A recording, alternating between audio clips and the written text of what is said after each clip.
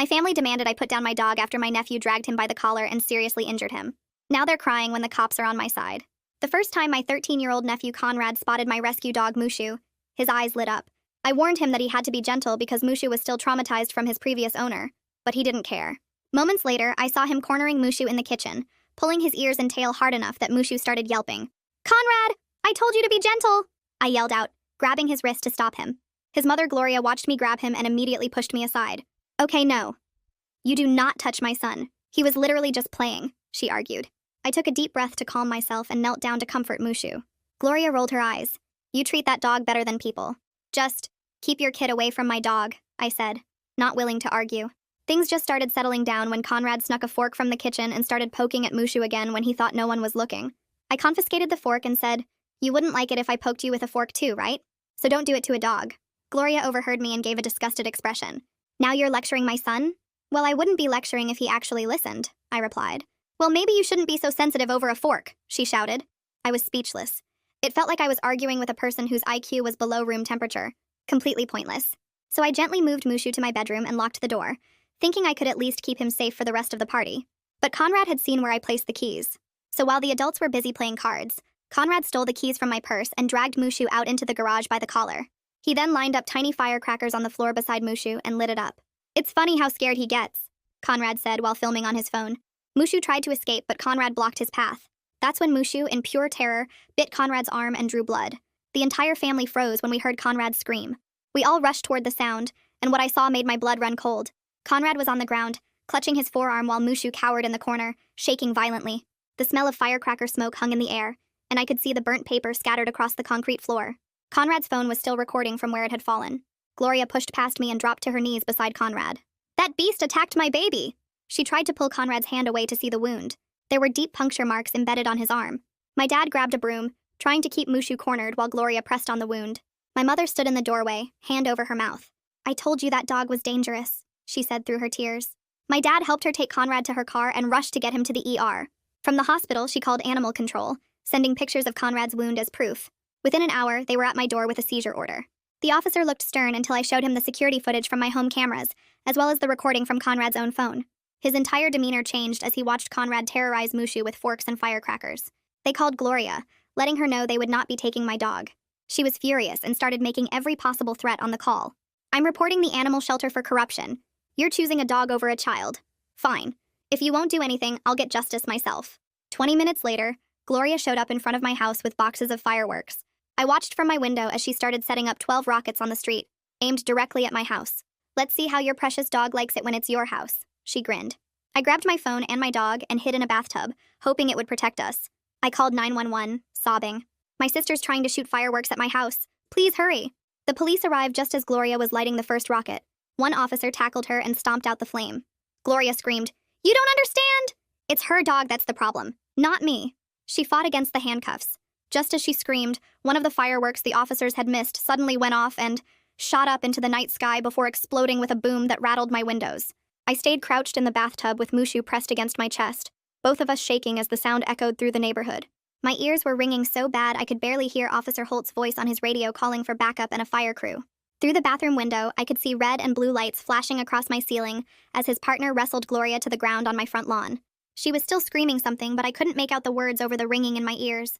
Mushu whimpered and burrowed his head under my arm, his whole body trembling.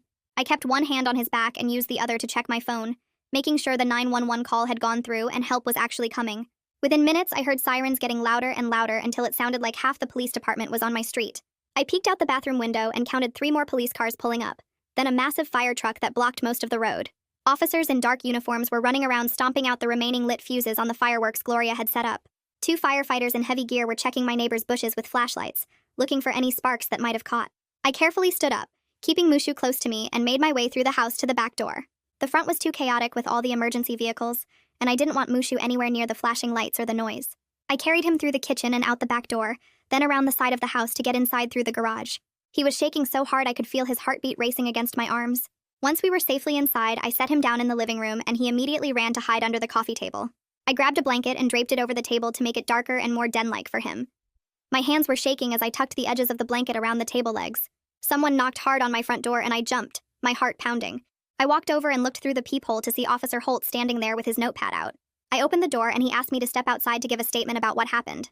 The cool night air hit my face as I stepped onto my porch, and I realized I was sweating despite the temperature. I started explaining everything from the beginning. How Conrad had been hurting Mushu earlier today, how Mushu bit him in self-defense, how animal control came and then reversed their decision after seeing the videos. Officer Holt was writing everything down in his notepad, nodding as I talked. I told him about Gloria's threatening phone call and how she showed up 20 minutes later with boxes of fireworks. He asked me to send him copies of all my security footage, and I pulled out my phone right there to forward the files. He also wanted Conrad's phone video that showed him lighting the firecrackers around Mushu, the one animal control had already watched. My voice was shaking as I explained how I hid in the bathtub, because I didn't know what else to do. Officer Holt looked up from his notepad and told me I did the right thing by calling 911 and staying safe. He said he needed me to send those video files as soon as possible for evidence. I could hear Gloria screaming from somewhere nearby, and when I looked past Officer Holt, I saw her in the back of a police car. Her face was pressed against the window, red and twisted with rage. She was yelling something about me choosing a dangerous animal over my own nephew. I couldn't make out all the words, but I heard her screaming that everyone would know what kind of person I am. Neighbors had come out of their houses and were standing on their porches or in their driveways watching everything unfold under the streetlights. I recognized Hannah from 2 houses down and Mr. Avery from across the street. They were all staring at the scene, at the police cars and fire truck and Gloria in handcuffs. I felt my face burning with shame even though I knew I hadn't done anything wrong. Officer Holt asked for my phone again and I handed it over with the security footage already pulled up and ready to play.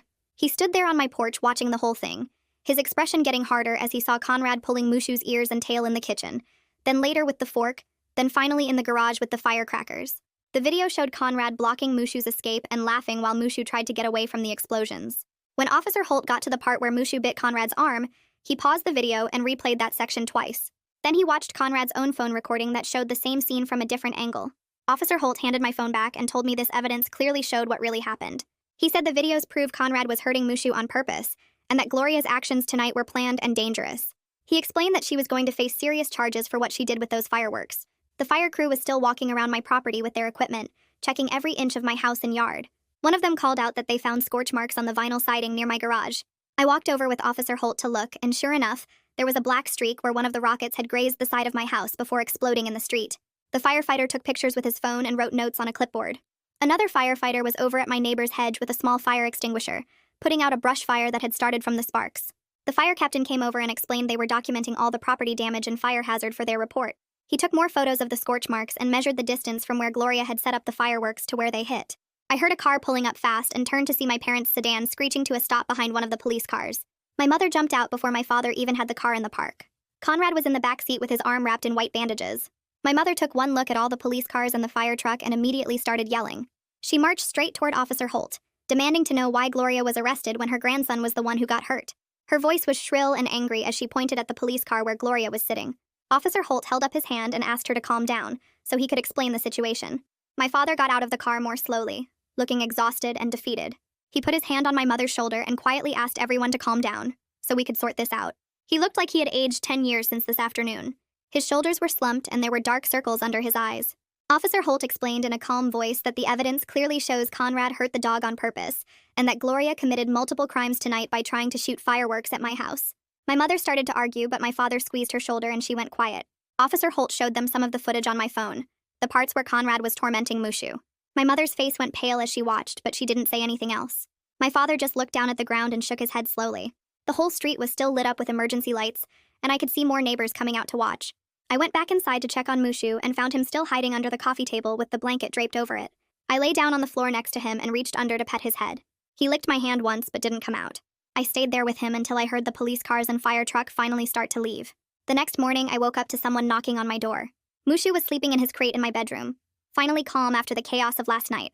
I looked through the peephole and saw Officer Ursula Duffy from Animal Control standing on my porch with a clipboard. I opened the door and she explained she was here to follow up on the bite incident from yesterday. She came inside and I showed her to the living room where we sat down.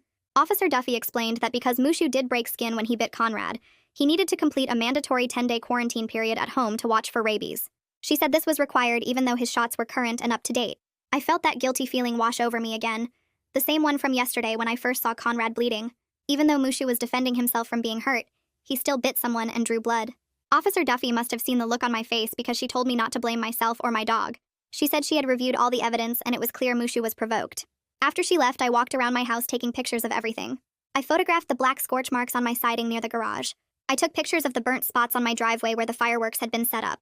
I documented the damage to my neighbor's hedge where the small fire had started. Officer Holt had told me last night to build a paper trail of everything that happened. I saved all the photos to a folder on my phone labeled with yesterday's date. Then I drove to urgent care because my chest felt tight and I kept coughing. The doctor listened to my lungs with his stethoscope and said they sounded fine, but he could hear some irritation. He asked about smoke exposure and I explained about hiding in the bathtub during the fireworks. He wrote me a prescription for an inhaler just in case and told me to use it if I had any trouble breathing. Then he typed up notes in his computer about my injuries and stress response from the incident.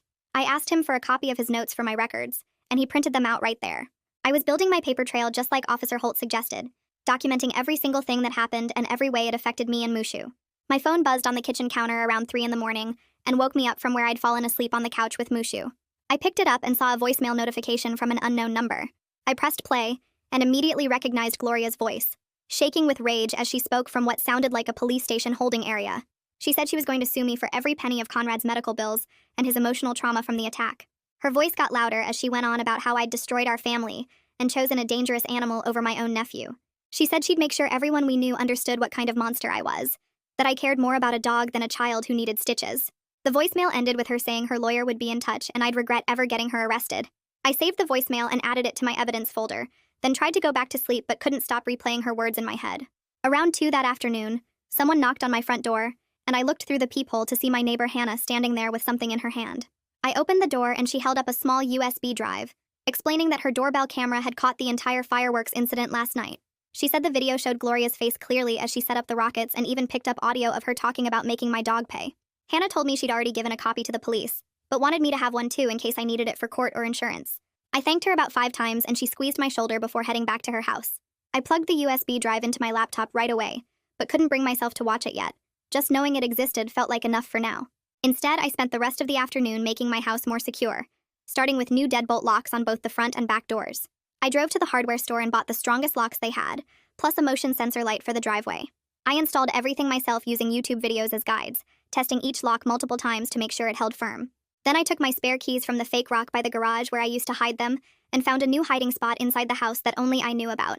I moved Mushu's bed into my bedroom and set up the heavy-duty crate I'd ordered online last month, lining it with soft blankets so he'd feel safe inside. The crate had a solid door that locked from the outside, and I positioned it in the corner where Mushu could see me from my bed. He sniffed around it cautiously, but eventually walked inside and lay down, which made me feel like I was doing something right. My house was starting to feel less like a home and more like a fortress, but at least Mushu would be protected if anyone tried to get to him again. My father called while I was moving furniture around to make room for Mushu's crate. He asked if we could all sit down as a family and talk through what happened before things got any worse between me and Gloria. I told him I wasn't ready to be in the same room as Gloria or my mother right now, that I needed time to process everything that had happened. He sounded hurt when he responded, but said he understood my feelings. Then he got quiet for a second before mentioning that Conrad had been asking why I hated him so much. I felt that familiar guilt wash over me but pushed it away, reminding myself that Conrad had tortured my dog on purpose and filmed it. I told my father I didn't hate Conrad, but I needed space from everyone right now. He said okay, and we hung up without saying goodbye. The next morning, a man named Jack from my insurance company knocked on my door with a clipboard and camera. He explained he was there to assess the damage from the fireworks and take measurements of the burnt siding. He walked around my house with a tape measure, taking photos of every scorch mark and writing notes on his forms. He estimated the repair would cost around $3,000, but said my homeowner's policy would cover most of it after my $500 deductible. Jack mentioned that the insurance company would probably go after Gloria to get their money back through something called subrogation if she got convicted of the charges. He gave me a copy of his assessment report and said someone would call me in a few days to schedule the repairs. After he left, I looked up what subrogation meant and felt relieved that I wouldn't have to personally sue Gloria to get the money back. I called the legal aid office that afternoon and made an appointment with an attorney named Celine to discuss getting a restraining order. The receptionist said Celine had an opening the next day at 10 in the morning. I showed up 15 minutes early with a thick folder containing all my documentation, photos, videos, and reports.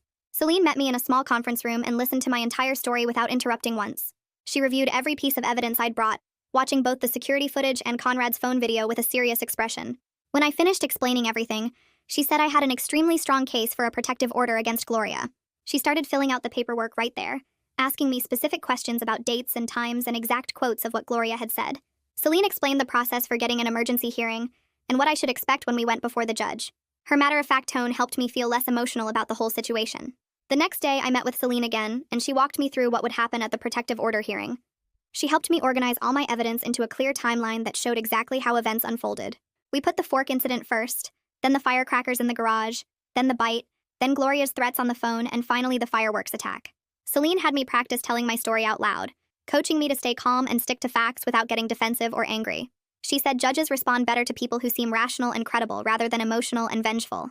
We went through potential questions Gloria's lawyer might ask and how I should answer them honestly but briefly. By the end of the session, I felt more prepared and less scared about facing Gloria in court. That same afternoon, the animal control supervisor named Hadley came to my house for the mandatory quarantine home visit. She spent about 30 minutes observing Mushu, watching how he moved around the house and how he reacted to different sounds. She made notes in her report about his body language and the way he flinched at loud noises. Hadley told me she'd seen hundreds of dog bite cases in her career, and this was one of the clearest examples of justified self-defense she'd ever encountered. She said Mushu showed obvious signs of past trauma and fear responses that were consistent with abuse from a previous owner. Before she left, she signed off on the home quarantine paperwork and said I was doing everything right to help Mushu recover. Her validation meant more to me than I expected, and I felt tears starting but held them back until after she drove away. Later that evening, Hannah came back over with her laptop and said she wanted to show me the actual video file from her doorbell camera. I wasn't sure I wanted to see it, but she said it might help me prepare for court. We sat on my couch and she pulled up the footage, which showed Gloria's car pulling up with boxes of fireworks in the passenger seat. The video captured Gloria's face clearly as she got out and started setting up the rockets, positioning them to aim at my house. The audio picked up her voice saying she'd teach me what it felt like when someone I loved got hurt. Watching her deliberate setup made my stomach turn, and I had to pause the video twice to catch my breath. Hannah put her hand on my arm and asked if I wanted to stop, but I said no. I needed to see all of it. The video showed the police arriving and tackling Gloria just as she lit the first fuse. Seeing it from Hannah's perspective made the whole thing feel even more real and terrifying than it had felt hiding in my bathtub. Officer Holt called me that night to give me an update on the charges Gloria was facing. He explained that the prosecutor was likely going to charge her with reckless endangerment for shooting fireworks at an occupied house, attempted arson for trying to start a fire, and possibly assault depending on how the district attorney's office reviewed the case. He asked how I was holding up and I told him I was managing but scared about what Gloria might do next. Holt said domestic cases like this were always the hardest because families got torn apart no matter how things turned out. He promised to keep me updated on any developments and told me to call him immediately if Gloria tried to contact me or came anywhere near my house. The next morning, I woke up to 17 missed calls from various family members. My phone was buzzing nonstop with notifications. I opened Facebook and saw that Gloria had posted a massive rant overnight claiming I had sicked my vicious rescue dog on her innocent son who was just playing. Her version of events was completely twisted. She wrote that Conrad was gently petting Mushu when the dog suddenly attacked him without warning. She posted photos of Conrad's bandaged arm and wrote about how traumatized he was. The comment section was filled with family members offering support and saying they always knew that dog was dangerous. My aunt wrote that rescue dogs should never be trusted around children. My cousin said I was irresponsible for keeping an aggressive animal. I felt sick reading through all the lies, but I forced myself to screenshot every single post and comment. I saved everything to a folder on my computer labeled evidence. Then I blocked Gloria on Facebook, Instagram, and every other social media platform I could think of. I adjusted all my privacy settings so she couldn't see anything I posted or commented on. Celine had told me during our last meeting to let Gloria keep talking, because every lie she told publicly would hurt her credibility in court. The more she contradicted the video evidence, the worse she would look to a judge. That same day, I noticed Mushu was acting strange. Every time a door slammed or a car backfired outside, he would start shaking and panting heavily. His whole body would go stiff and his eyes would get wide with fear. I couldn't even close a cabinet without him flinching. I called the vet clinic and asked if they had anyone who specialized in animal behavior and trauma. The receptionist gave me the name of Jasmine Woods, who worked there 2 days a week. I made an appointment for that afternoon. When we got to the clinic, Jasmine spent almost an hour observing Mushu and asking me detailed questions about what happened with Conrad. She watched how Mushu reacted when she dropped a book on the floor. He immediately tried to hide under the exam table. She explained that he was having panic attacks triggered by loud noises because Conrad had terrorized him with firecrackers. She prescribed anti-anxiety medication and gave me information about a training program that could help him recover. The medication would take a few weeks to fully work, but it should help calm his nervous system. She also recommended I create a safe space for him at home where he could retreat when he felt scared. The next day, Celine and I went to the courthouse to file the paperwork for a temporary protective order. The clerk at the window looked over all my documentation, including the videos, police reports, and witness statements from Hannah. She scheduled an emergency hearing for 3 days from now and issued a temporary no-contact order that would be effective until the hearing. The order said Gloria couldn't come within 500 feet of me or my house and couldn't contact me directly or through other people. Walking out of the courthouse with that paperwork in my hand, I finally felt like I was taking control of the situation instead of just reacting to Gloria's chaos. I had spent so many days feeling helpless and scared, but now I was actively protecting myself through the legal system. That afternoon, Jack the insurance adjuster called me back with his full report. He confirmed the damage estimate was right around $3,000 for replacing the siding and cleaning up the scorch marks. He explained that my homeowner's insurance would cover it minus my $500 deductible. Then he told me something interesting. He said if Gloria got convicted of the criminal charges, the insurance company would definitely go after her to recover what they paid out. The subrogation process was separate from any criminal restitution she might owe. That meant she could end up paying for the damage twice, once to the insurance company, and once as part of her criminal sentence. I thanked him for the information and hung up feeling a bit better about the financial side of things. 2 days later, my father showed up at my door without calling first. I saw his car pull up and felt my stomach drop. He knocked softly and asked if we could talk. I let him in but stayed standing near the door. He started by saying he understood I was upset, but asked if I would consider dropping the protective order for the sake of family unity. He said Gloria was sorry, even though she hadn't actually said those words to me herself. He mentioned that Conrad was having nightmares and was traumatized by everything that happened. I took a deep breath and told him that Gloria literally tried to burn down my house with fireworks. I said I wasn't backing down just to make everyone comfortable. He looked hurt, but I held firm. I explained that until Gloria took real responsibility for her actions and stopped blaming Mushu for defending himself, I needed legal protection from her. My father nodded slowly and left without arguing further. That evening, my mother left me a voicemail. Her voice was cold and angry. She said she wouldn't be visiting my house anymore as long as I had that dangerous dog. She called me selfish and cruel for keeping an animal that hurt a child. She said I was choosing a pet over my own family, and that she was ashamed of me. Listening to her words felt like being punched in the stomach. Part of me wanted to call her back and explain everything again, but I knew it wouldn't matter. She had already decided that Mushu was the villain and nothing I said would change her mind. I saved the voicemail to my evidence folder just in case and tried not to cry. The next morning, I received an official-looking envelope in the mail from Animal Control. Inside was a written assessment from Officer Duffy. The report stated clearly that Mushu's bite was a direct response to sustained provocation and abuse. It explicitly noted that Conrad's actions with the firecrackers constituted animal cruelty under state law. The report also mentioned that Mushu showed remarkable restraint by only biting once when he easily could have done much more damage. Officer Duffy wrote that in her professional opinion, Mushu posed no danger to the public and should not face any restrictions or penalties. This document would be crucial evidence at the protective order hearing. I made 3 copies and gave one to Celine right away. My father called me that evening with an update. He said Gloria had been formally cited by the prosecutor's office and received a court date for her arraignment on the criminal charges. According to him, Gloria was telling the whole extended family that I was the one who should be arrested for having a vicious animal. She had apparently convinced herself that she was the real victim in all of this. She was saying the police were corrupt, and that the videos had been edited to make her look bad. My father sounded exhausted trying to deal with her delusions. I thanked him for keeping me informed, but told him I couldn't discuss Gloria with him anymore because it was too stressful. 3 days later, I sat in the courthouse waiting room with Celine before the protective order hearing. My hands were shaking as we went over my testimony one last time. When we entered the courtroom, I saw Gloria sitting on the opposite side with her attorney. She glared at me with pure hatred. The judge called the hearing to order and asked me to take the stand. I testified about everything that happened, starting with Conrad pulling Mushu's ears and tail at the party. I explained how I had locked Mushu in my bedroom for safety, but Conrad stole my keys. I described finding Conrad in the garage with the firecrackers and Mushu's terrified reaction. I talked about the bite and how Animal Control had reviewed all the evidence. Then I testified about Gloria's threats on the phone and her showing up with boxes of fireworks aimed at my house. The judge watched all the video evidence on a large screen. He read through Officer Duffy's Animal Control report carefully. Hannah testified as a witness about what she saw from her doorbell camera. The judge asked Gloria's attorney if she had any evidence that contradicted the videos. Her attorney admitted she didn't have anything that disputed what the cameras had captured. The judge granted a temporary no-contact order effective immediately. He said the order would remain in place and scheduled a full hearing in 2 weeks to determine if it should become permanent. Walking out of that courtroom, I felt like I could finally breathe again.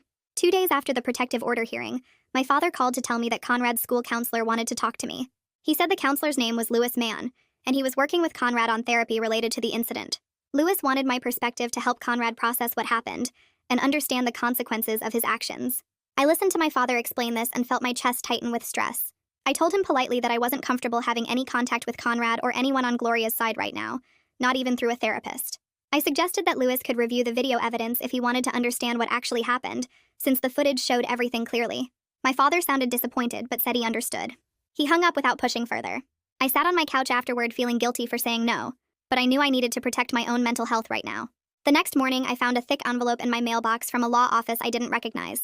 Inside was a formal demand letter on expensive letterhead from an attorney named Catherine Diaz. The letter claimed I owed Gloria $25,000 for Conrad's medical bills, pain and suffering and emotional distress caused by my dangerous animal. It used legal language to make everything sound official and threatening. My hands shook as I read through the 3-page letter listing all the ways they planned to pursue me if I didn't pay within 30 days. I didn't respond directly or call the number listed. Instead, I immediately scanned the entire letter and forwarded it to Celine and to my insurance company.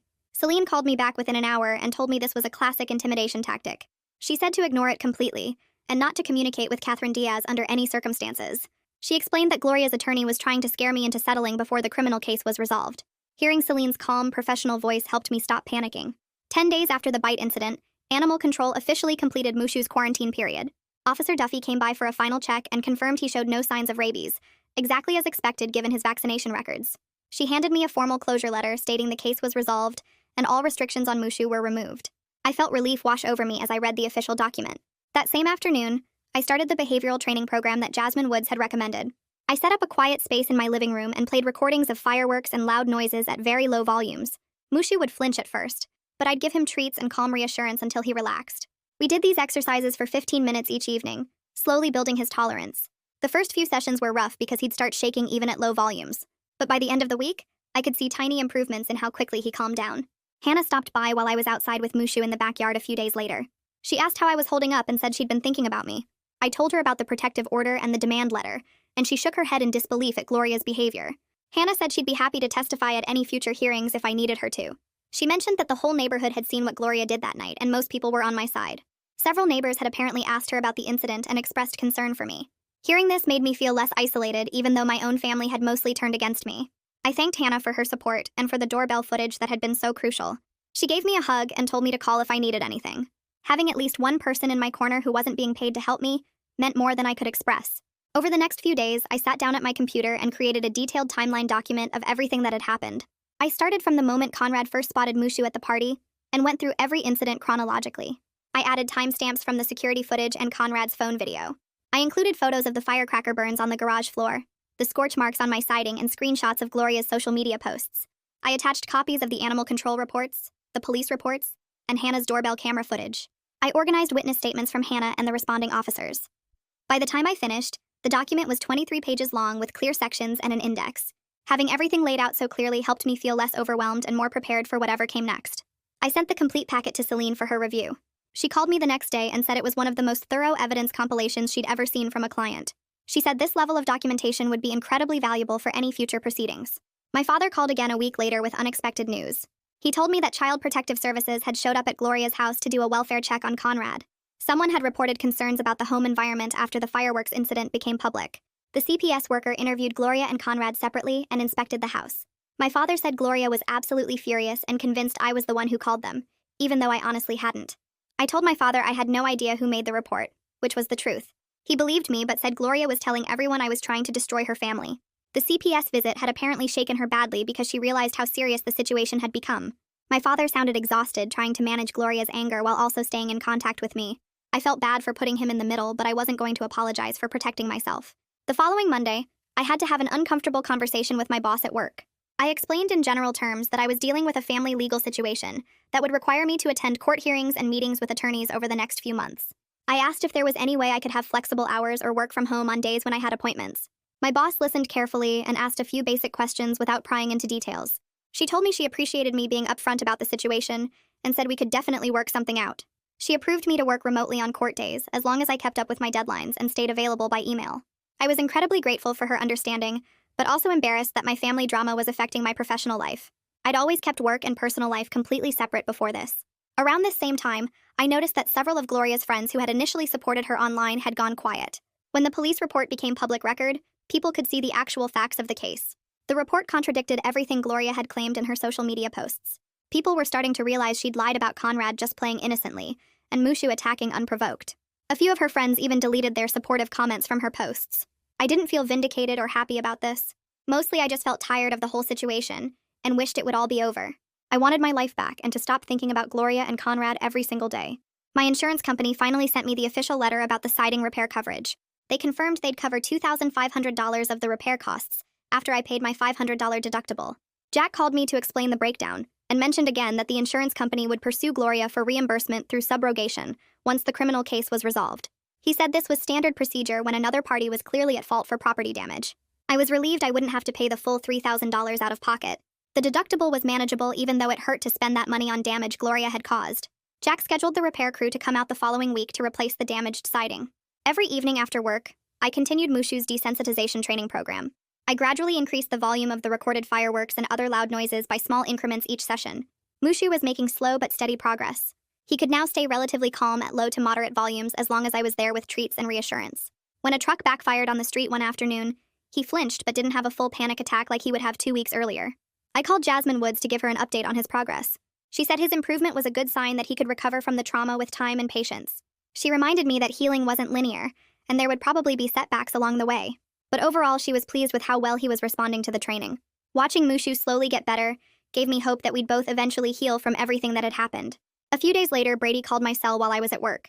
He got right to the point and explained that his office was thinking about offering Gloria a plea deal instead of taking the case to trial. The deal would charge her with reckless endangerment and she'd get probation, mandatory counseling, and have to pay back all the property damage costs. He asked how I felt about her avoiding jail time versus going through a full trial. I told him I wasn't trying to destroy Gloria's life, but I needed her to face real consequences and get help for her anger problems. Brady said he understood, and that he'd keep me updated on what Gloria's attorney said about the offer. That same evening, my father showed up at my door looking worse than I'd ever seen him. His face had new lines and his shoulders slumped forward like he was carrying something heavy. He sat at my kitchen table and practically begged me to agree to a light plea deal, so Gloria wouldn't end up with a criminal record that would follow her forever. I could see how much this whole situation was killing him, watching his 2 daughters on opposite sides of a legal battle. I told him I wouldn't push for jail time, but I needed Gloria on probation with counseling, and the protective order had to stay in place. He nodded slowly and thanked me for being reasonable, then left without saying much else. 2 days after that conversation, Brady called again with frustrating news. Gloria had rejected the plea offer completely through Catherine. She was insisting she did nothing wrong and wanted to take everything to trial. Catherine was arguing that Gloria acted out of justified anger over her son getting hurt, and that the charges were way too harsh. Brady explained this meant we'd have to prepare for a full trial with witness testimony and everything. I felt my stomach drop because I'd been hoping Gloria would just accept responsibility and move on. Around this time, my father mentioned during a brief phone call that Conrad had started going to weekly counseling sessions at the school with Lewis. He said Conrad was having bad dreams and seemed to be struggling with guilt about what happened, even though Gloria kept telling him he didn't do anything wrong. Hearing that made me feel genuinely bad for Conrad despite everything he'd put Mushu through. He was just a kid caught in the middle of adult problems, and his mother wasn't helping him process what he'd actually done. I hoped the counseling would help him understand empathy and consequences in ways Gloria clearly couldn't teach him. The court scheduled the hearing for the permanent protective order, and I spent the next several days preparing my testimony with Celine at her office. We practiced staying calm and sticking to facts, going over what questions Catherine might ask to try to make me look bad. Celine had me rehearse explaining the fork incident, the firecrackers in the garage, and Gloria's attack with the fireworks without getting emotional or defensive. I was nervous about sitting in the same courtroom as Gloria, but I was determined to see this through and get the protection I needed. During this same period, Jack called to tell me that Gloria's insurance company had reached out to my insurance company about settling the property damage claims separately from the criminal case.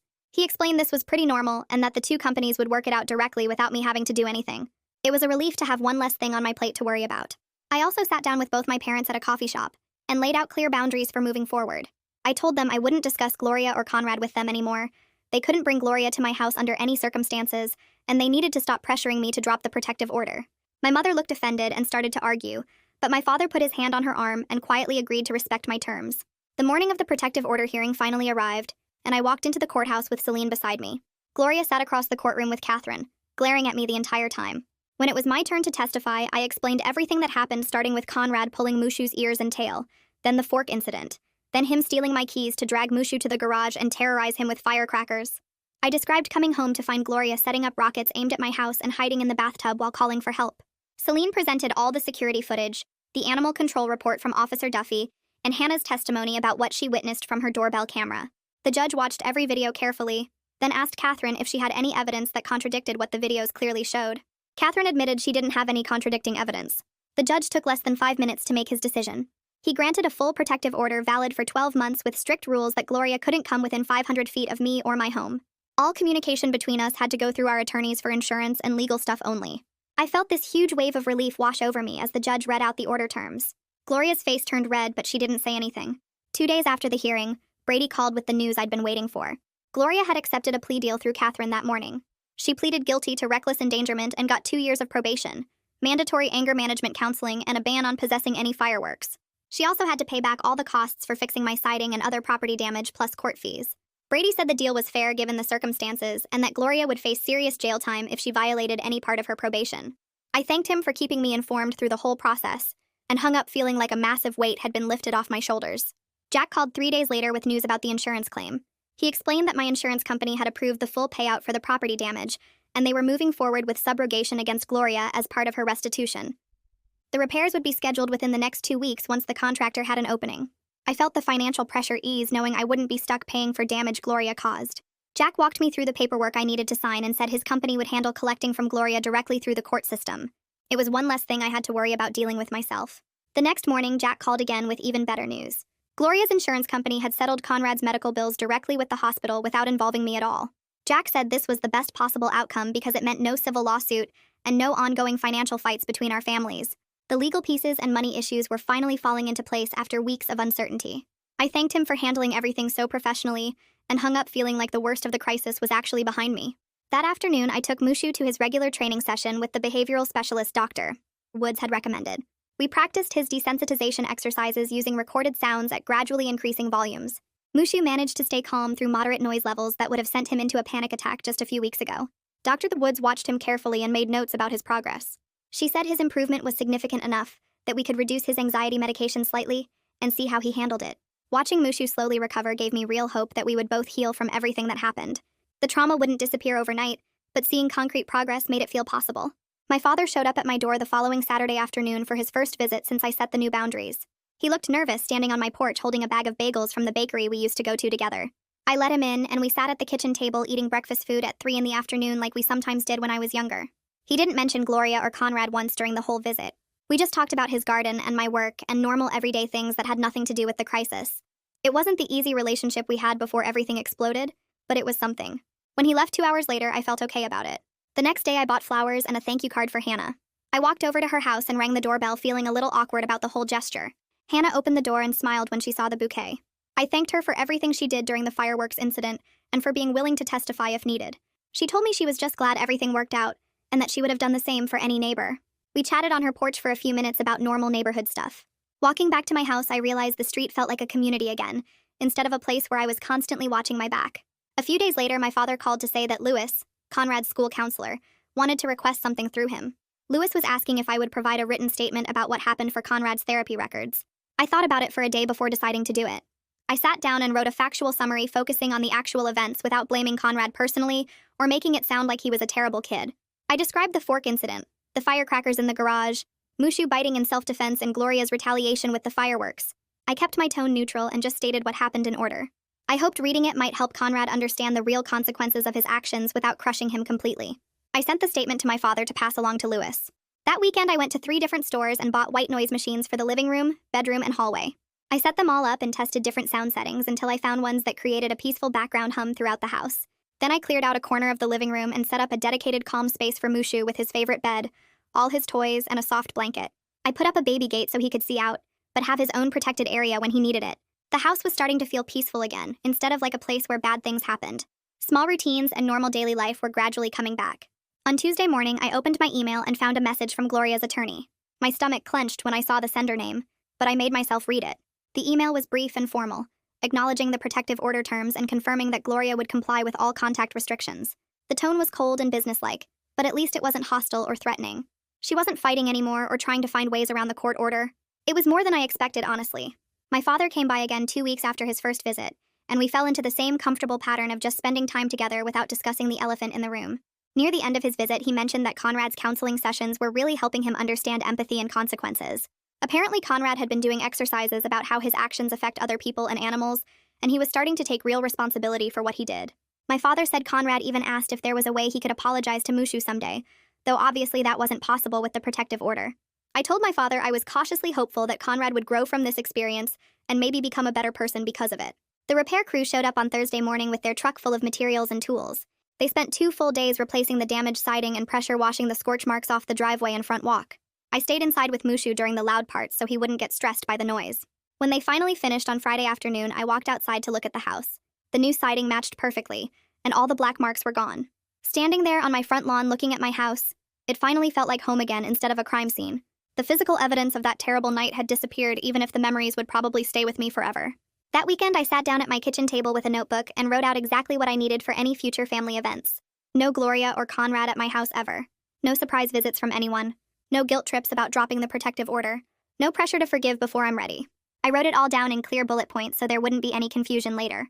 When my father stopped by on Tuesday, I showed him the list and explained these were my boundaries going forward. He read through it slowly, nodding at each point. He folded the paper and put it in his wallet, then told me he understood and would respect what I needed. Having those boundaries written down and agreed to made me feel like I had some control back instead of just reacting to whatever happened next. A few nights later, I took Mushu out for our evening walk around the block just as the sun was setting. We were halfway down the street when someone's backyard party started up, and I heard the sharp crack of fireworks going off a few houses away. Mushu stopped walking and his whole body went stiff. He looked up at me with those worried eyes, waiting to see how I would react. I knelt down beside him and gave him the calm signal we'd been practicing with Dr. Woods, placing my hand on his chest and taking slow breaths. Another firework went off and he flinched but didn't try to run. After a few seconds, he relaxed a little and started walking again, staying close to my leg. It wasn't perfect, and he was still nervous, but he recovered way faster than he would have a month ago. I was really proud of how far he'd come with the training. The next morning, my father texted asking if I wanted to meet for coffee at the shop on Main Street. I agreed because it felt safer than having him at my house where we might get interrupted. We sat at a corner table with our drinks, and he started the conversation by saying he wished things were different with the family.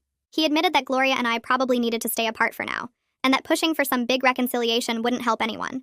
I told him I appreciated that he was respecting my boundaries, and that I still wanted to have a relationship with him, even if things with Gloria were complicated. We agreed to keep meeting like this, just the two of us, without forcing anything that neither Gloria nor I were ready for. That night, I was back home with Mushu curled up in his bed next to my chair, while I read a book I'd been trying to finish for weeks. I'd logged out of the family group text earlier that day, and put my phone on Do Not Disturb mode so I wouldn't see any messages until morning. The house was quiet except for Mushu's soft breathing and the occasional page turn. Life wasn't perfect, and my family relationships were still a mess, but I'd protected what mattered most to me and built a home that felt safe and peaceful for both of us. And that's the end of this one. I love when a simple story carries something you can actually use in real life. If it sparked a thought or gave you a fresh perspective, that's the goal. Subscribe so you can catch the next one when it drops.